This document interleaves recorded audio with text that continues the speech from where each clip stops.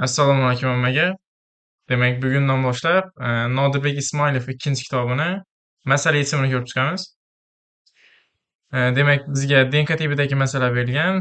Laboratoriyada uzunligi 24 nanometrdan bo'lgan ikkita DNK molekulasi tarkibi tekshirilgan. Demak, ikkita DNK molekulasini bu yerda solishtirib bergan.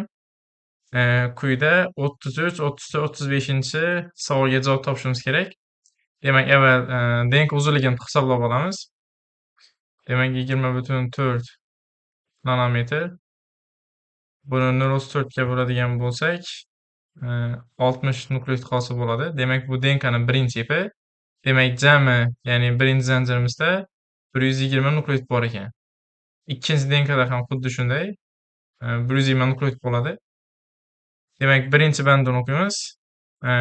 Ikkinchi DNKning ikkinchi zanjiridagi guaninlar birinchi DNKning birinchi zanjiridagi adenindan 0,5 marta ko'p. Demak, matematikada 0,5 marta ko'p degan aslida 2 marta kam degan. Shu sababda guaninni biz x, adeninni 2x deb belgilab olamiz. Demak, transkripsiya qilib olamiz. Guanin x bo'lsa, bu yerda sitozin ham x bo'ladi. Bu yerdagi timin ham shunaqa. Ikkinchi bandi. Birinchi DNKning ikkinchi zanjiridagi sitozinlar ikkinchi DNKning birinchi zanjiridagi adeninlar soniga teng. Demak, biz buni bilmaymiz nimaligini. Shu sababdan z deb belgilab olamiz. Uchinchi bandi. Birinchi DNKning ikkinchi zanjiridagi adenin, demak, birinchi DNKning ikkinchi zanjiridagi adeninlar ikkinchi DNKning ikkinchi zanjiridagi adenin sonidan 1,5 marta ko'p. Demak, bu adeninlar mana bu adenindan 1,5 marta ko'p ekan. Demak, buni ham bilmaymiz. Shu sababdan buni y deb belgilab olamiz. 1,5 y. Ikkinchi DNKdagi adenin bo'lsa y bo'ladi. To'rtinchi bandi. Ikkinchi DNKning birinchi zanjiridagi guaninlar birinchi DNKning birinchi zanjiridagi guanindan 1,25 marta katta. 1,25 marta katta. Demak, bu z deb olganmiz. Demak, bu 1,25 z bo'ladi. Shunda ikkinchi DNKning birinchi zanjiridagi guaninlar birinchi DNKning birinchi zanjiridagi guanindan 1,25 marta katta bo'ladi. 5-chi bandi. Ikkinchi DNKning birinchi zanjiridagi adeninlar birinchi DNKning birinchi zanjiridagi adenindan 2 marta ko'p. Demak, biz bu adeninni z deb belgilab olgandik. 2 marta ko'p bo'ladigan bo'lsa, buni 4x ga o'zgartirsak bo'ladi. Demak, bu adenin 4x ekan. Demak, ham 4x bo'ladi. Endi tenglamamizni to'g'rilab oladigan bo'lsak, bu yerda ham z bor. Bularni ham o'chiramiz. Bu z ham x ga o'tib olamiz. Demak, tenglamamiz aniq son chiqishi uchun bu ham 4x bo'ldi. Demak, birinchi zanjirdagi guanindan ikkinchi DNKning birinchi zanjirdagi guanin 1,25 marta ko'p edi. Bu 5x bo'ladi. 1,5 ga ko'paytiradigan bo'lsak, demak, u 1,5 y bo'lsa, birinchi zanjirdagi timin ham 1,5 y. Ikkinchi zanjirdagi adenin y bo'lsa, birinchi zanjirdagi timin ham y bo'ladi. Bizda hozircha birinchi DNKdagi sitozin va guanin ma'lum emas. Buni oxirgi banddan bilib olamiz. Demak, birinchi DNKning ikkinchi zanjiridagi guanin ikkinchi DNKning ikkinchi zanjiridagi guanindan 1,5 marta ko'p. Demak, bu x bo'lsa, guaninlar 1,5 x bo'ladi. Demak, barcha DNKdagi nukleotidlarni x va y ga tashlab oldik. Nukleotidlar soni ma'lum. Bu yerda ikki noma'lum sistema tuzamiz. Demak, jam nukleotidlar birinchi DNKda 4, 8, 3. Demak, bu yerda 15x, y'lar 3y, jam nukleotidlar yig'indisi esa 120. Ikkinchi DNKmiz bu yerda 18, 2, demak 20x nukleotid, y'lar 2y, bu yerda ham 120 ta nukleotid. Sistemaga tashlaydigan bo'lsak, yuqoriga 2 dan pastga 3 dan beramiz. Tenglamamizda bu yerda x 4, y 20 chiqadi. Endi savolga qaraymiz. Demek biz x ve y'ni ma'lum son götüp oldik. 30-savol.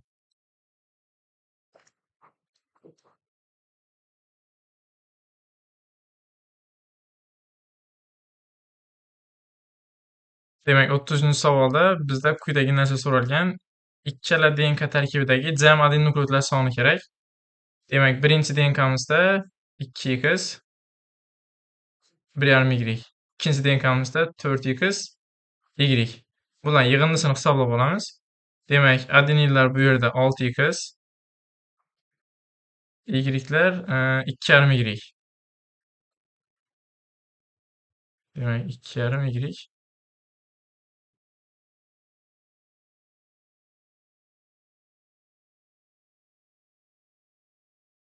Demek bu ifodanın kıymetini topishimiz kerak. Bilamiz x bizda 4, 6x bu yerda 24, 2,5y, y'imiz 20, 2,5 ga ko'paytiradigan bo'lsak, bu yerda 50 bo'ladi. Yani qo'shadigan bo'lsak, bu yerda 74 ta adenin nukleotid hosil bo'ladi. Demak, javob D. 34-savolga, uzr 33ga. Keyingisi 34-savolda birinchi DNK tarkibidagi adenin, timin va sitozin nukleotiddagi yig'ini so'ralgan. Demak, birinchi DNKdagi adeninlar, timin va sitozin. Demak, faqat guanin berilmagan. Bilamizki, birinchi DNKmizda 120 nukleotid bor. Bundan biz guanin ayiradigan bo'lsak, ya'ni bu yerda hisoblaydigan bo'lsak, 4,5 5,5x bo'ladi.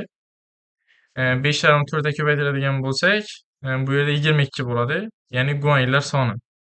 Demak, jam nukleotidlardan biz guaninlarni ayiradigan bo'lsak, bu yerdagi adenin, timin va sitozin nukleotidlar sonini beradi. Demak, bu yerda 98. Ya'ni B javob ekan. 35-qismida ikkinchi DNK tarkibidagi jam vodot bog'lar soni birinchi DNK tarkibidagi timin nukleotidlar sonidan nechtaga farq qiladi? Bizda formula bor, ya'ni jam nukleotidlarga, ya'ni 120, guaninlar sonini qo'shadigan bo'lsak, bu yerda guaninimiz 6x. Demak, bizda x 4. Demak, bu yerda 24 ta guanin bor. Ikkinchi DNKmizda 144 ta vodorod bog'i bor ekan. Ikkinchi DNKmizda. Savolda ikkinchi DNKdagi vodorod bog'lar birinchi DNKdagi timindan dedi. Demak, birinchi DNKmizda timin, bu yerda 1,5y va 2x ifodani hisoblab olamiz. Demak, bizda bo'ladi 2ximiz 8, 1,5y'imiz bu yerda 30. Demak, 38 ta timin bor ekan. Vodorod ikkinchi zanjirdagi vodorod bog'lardan birinchi zanjirdagi timinlar, ya'ni 38 ni ayiradigan bo'lsak, timinlarni bu yerda 106 ta farq qiladi. Demak, javob bu yerda F.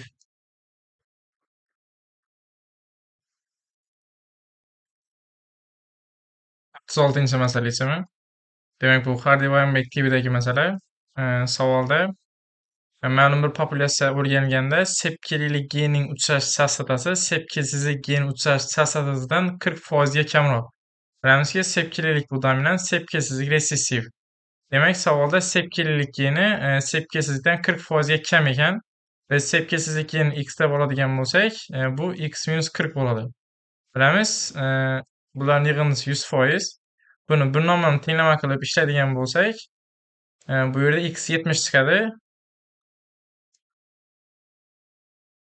Ya'ni x-40 plus x teng 100. Bu yerda x 70 chiqar ekan. Demak, resessiv genning uchrash chastotasi biz buni x deb olganmiz, 0,7. Dominant gen shunda 70 dan 40 ni ayiradigan bo'lsak, bu yerda 0,3 bo'ladi. Demak, jadvalga tushib olamiz. Bilamizki, Hardy-Weinbergda doimo heterozigot individlar chastashtiriladi. Savolda populyatsiyada 4000 individ bor. Demak, ularning qanchasini terisida sepkillar mavjud emas? Demak, bizga resessiv individlar kerak. Ya'ni mana bu yerga to'g'ri keladi.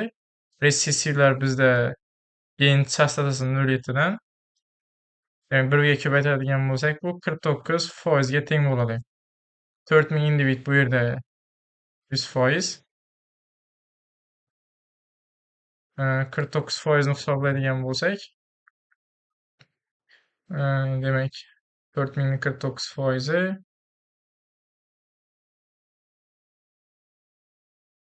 1000 1960 ga to'g'ri keladi. Javob 1960. 37-chi masala yechaman. Demak, no'xat o'simligida donning sariqligi yashilligi ustidan, demak yozib oldik. Dukkakka nisbatan yashilligi sariqligi ustidan, gulga nisbatan qizilligi oqligi ustidan to'liq dominantlik qiladi va bular har xil avtosoma xromosomasi joylashgan gen orqali yetishtiriladi. Savolda barcha belgisi bo'yicha geterozigota no'xat o'simlik chatishtirilgan, demak trigeterozigota. Bu yerda 1920 ta individ olingan. Ulardan nechtasi yashil, yashil donli, yashil dukkakli, qizil gul toji bargli no'xat ekanligini aniqlang. Demak, bu masalamizda ikki xil ishlanish yo'li bor. Demak, birinchisi penni chizishimiz kerak. Bunda vaqt ko'proq ketadi. Buni oson yo'li bor. Hozir quyida ko'rib chiqamiz. Demak, birinchi navbatda biz birinchi allellarni o'zaro bir-biriga chatishtirib chiqamiz. Demak, A allel bo'yicha ketamiz. Heterozigot individlarni o'zaro chatishtiradigan bo'lsak, bu yerda bilamizki 4 ta farzand hosil bo'ladi. Demak, ikkinchisi B allellarni o'zaro chatishtiramiz. Bu yerda ham heterozigot individlar berilgan. Bu usul shunga o'xshash masalalarga ham to'g'ri keladi. Ya'ni oson usuli. 3-chi allel bilan chatishtiramiz.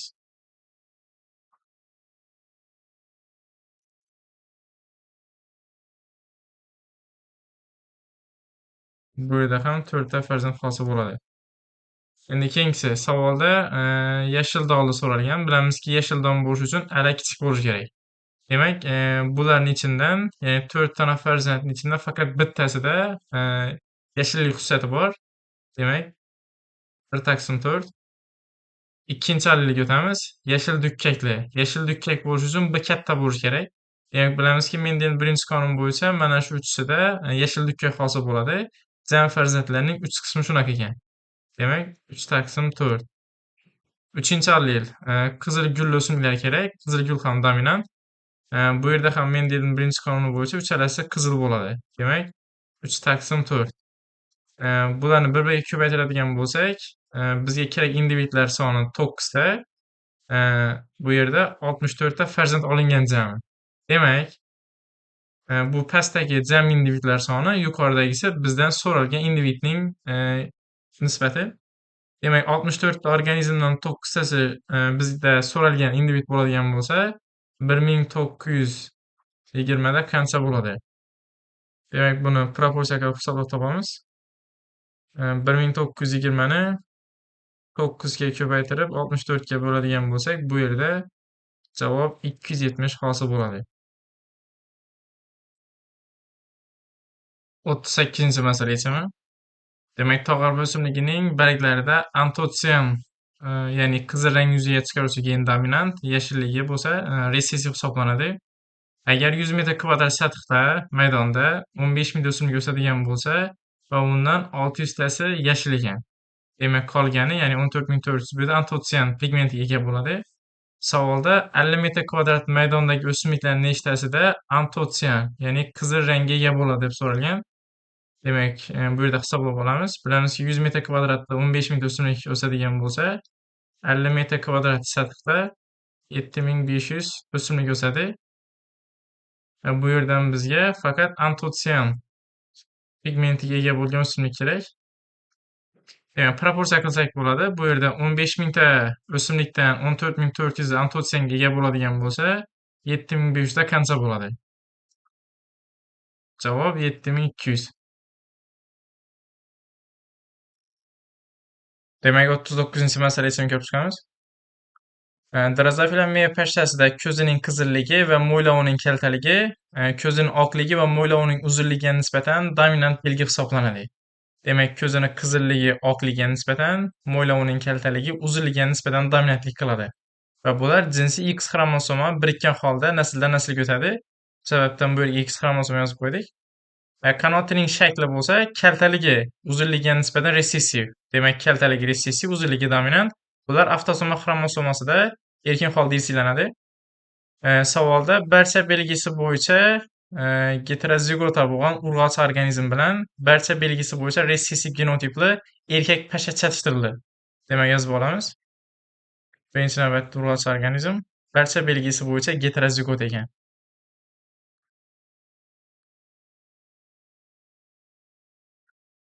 Mana shu yerda bir case bor. Buni kerak bilib olamiz. Barcha belgisi bo'yicha heterozigot urg'ochi, barcha belgisi bo'yicha resessiv erkak bilan chatishtirildi. Demak, qaraydigan bo'lsak, bu yerda ikkita heterozigota, ya'ni 4 ta gameta hosil bo'ladi. Yozib olamiz.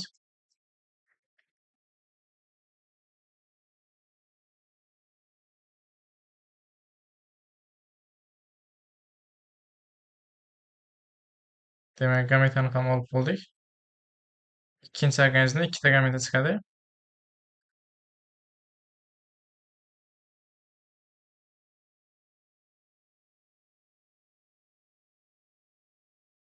Demak, savolni oxirida F1 avlodda olingan 1200 ta pashshadan 25% ko'zi qizil, mo'ylovi uzun, urg'ochi bo'lishi kerak.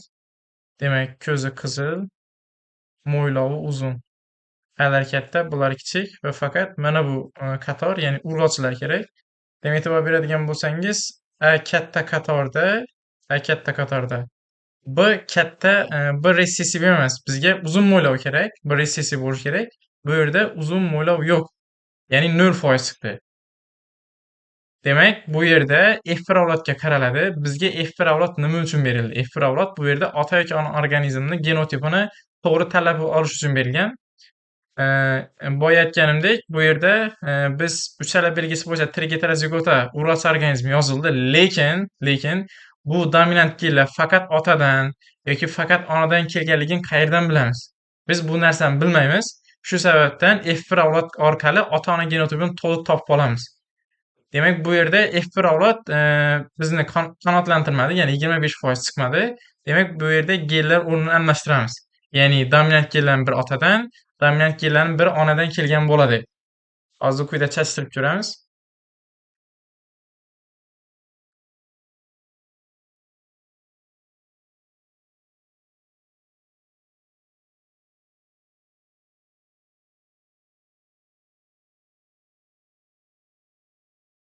Demak, bittasi otadan, bittasi onadan keldi. Nima uchun bitta xromosomaga yozmadik? Chunki F1 avloddagi foizni bizga bermadi. F1 avlod shu narsa uchun berildi bizga, ya'ni ota-ona genotipini mana shunday qilib yozishimiz uchun. Demak, gamet oladigan bo'lsak, bu yerda katta D resessiv,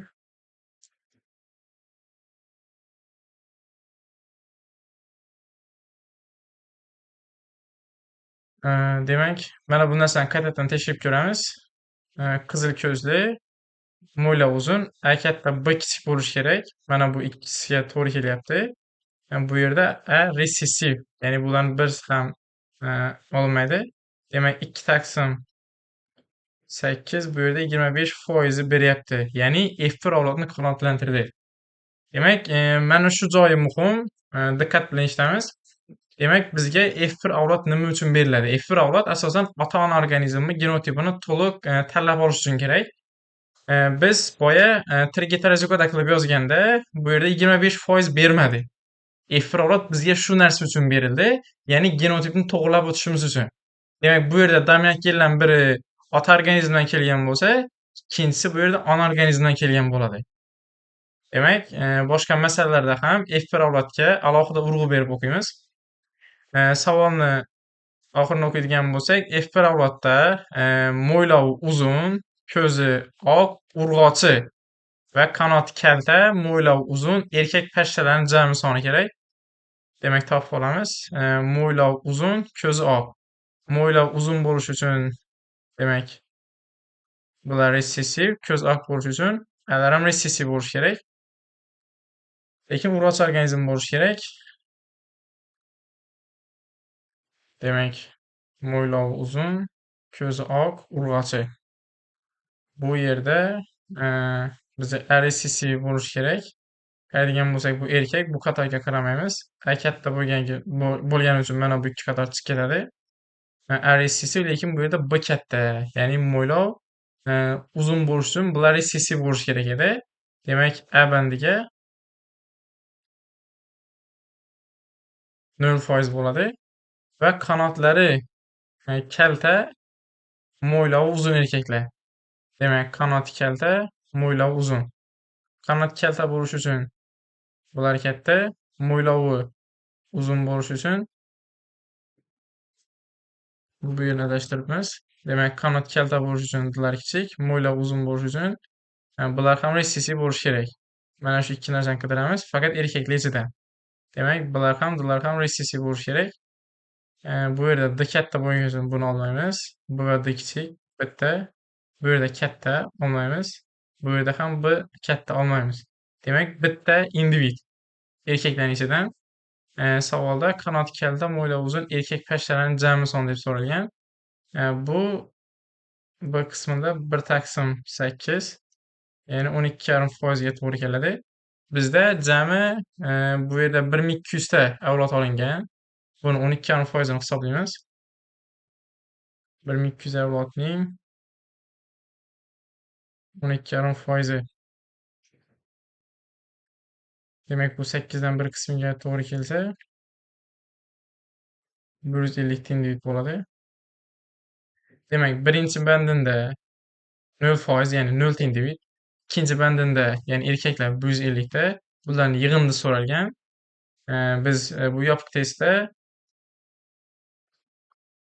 javobni 150 deb belgilaymiz. Navbatdagi masalamiz 40-masala esa ko'rib chiqamiz. Oktaploid nomli karam o'simligi berilgan. Bilamizki, karamda diploid to'plami 18, oktaploid bu yerda 72 ta bo'ladi. Demak, mikrosporasi 75% qismi meyoz bo'lingan. Demak, mana shu ketma-ketlikda oxirida spermigacha borgan. Qo'shuvlanish jarayonida bu yerda 180 ta urug' hosil bo'lgan. Savolda urug'lanishda qatnashmagan spermidagi xromosoma soni so'ralgan. Demak, bunday tipdagi masalada biz orqadan ketamiz. Bilamizki, bitta urug' hosil qilish uchun ikkita sperma ketadi. Demak, 180 ta urug'ni hosil qilish uchun bu yerda 360 ta spermi. Bu urug'lanishda qatnashgani. Savolda hosil bo'lgan spermining hosil bo'lgan jami spermining 9 dan 5 qismi urug'lanishda qatnashgan. Demak, 9 dan 5 qism urug'lanishda qatnashgan bo'lsa, ya'ni 360 spermiga to'g'ri keladi. Jamisi qancha bo'ladi? O'shani hisoblab olamiz. Demak, bu yerda proporsiya qiladigan bo'lsak, jami bu yerda 648 ta spermi hosil bo'lgan. Bu jami spermilarning soni. Biz jami spermilar sonidan urug'lanishda qatnashgan, ya'ni 360 ta spermini ayiradigan bo'lsak, bu yerda urug'lanishda qatnashmagan 288 spermi kelib chiqadi. Savolda mana shu spermidagi xromosoma soni so'ralgan. Bilamizki, spermi gaploid to'plami bo'ladi, lekin tana hujayra diploid to'plam uchun tana to'plamiga nisbatan 2 barobar kam xromosomaga ega bo'ladi jinsiy hujayralar. Demak, bu oktaploid to'plam bo'ladigan bo'lsa, buni spermisi 4n bo'ladi. Shu sababdan buni biz 4n ga, ya'ni 36 ga ko'paytiramiz. Ko'paytiradigan bo'lsak, bu yerda